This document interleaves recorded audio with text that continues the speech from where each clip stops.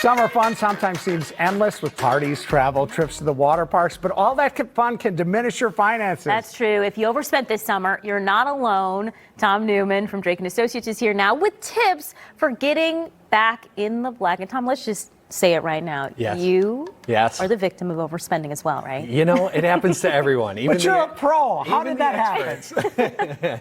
But, you know, we spend so much time here in Wisconsin cooped up during the winter, right? So when we hit those summer months, there's just so much we want to do. Right. Whether it's go to concerts or take family vacations, you know, and there is that kind of temptation to just overdo it.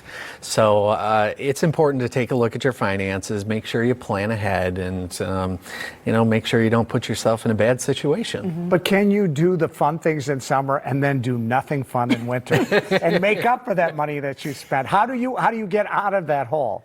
Yeah, I think the biggest thing is you want to make a plan, right? One of the things that I often advise the individuals that I work with is go to your bank, open up a savings account and label it vacation or summer.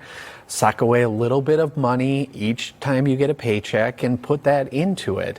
And believe it or not, that adds up over time. So that's a great way to start. I like that idea. Maybe I should try that. I think I'm in the overspending category. So That's it's a little bit okay. hard. Okay, so how do you get back on? How do you get back on track? I think is a big thing for people.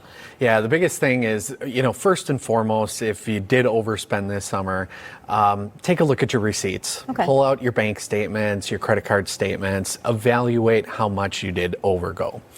And then from that, make a plan on how you're going to pay that off. If you used a credit card, oftentimes there's two ways to look at paying off those credit cards. Look at the smallest balance, tackle that first, and start a snowball effect. Or you can look at the credit card that has the highest interest rate and really tackle that. Either way is a good way, you just need to get started.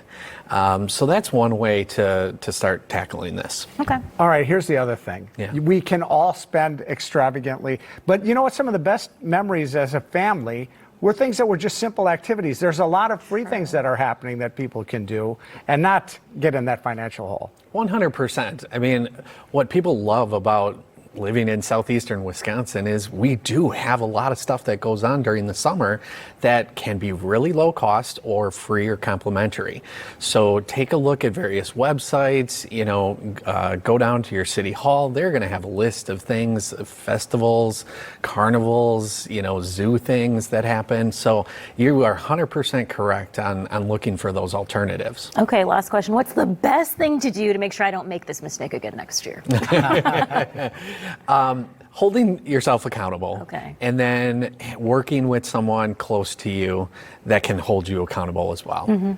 So understanding that finances is a tough topic to speak about, but it is important. I mean, if they truly care about you, then they're going to want to see you succeed. And so let them know what your goals are, specifically around spending, and have them check in every once in a while to see if you're on top of it. You know, I held myself accountable. As a young man with credit cards, got into a little bit of trouble. I swore when I got out of that trouble, I would never do it again, and I never have. I paid off my credit card. So you can teach yourself, too. Exactly. And, you know, my son, something broke at our house. He was really excited to replace it. I asked him if he had the funds. He didn't. He actually went to the bank with my wife and deposited some of the funds that he had inside the house. Wow. And so I told him, hey, at this point, we need to wait until you have an opportunity to go back to the bank in order to actually purchase this. And I hope it was a good lesson. It's a great I think lesson. So. I always remember those lessons. Trust me, I remember all the lessons my parents taught me. They were some good ones, so I feel like you did a good job. Good. Tom Neumann, thank you so much for being here today. My pleasure. Some more Play-Doh fun.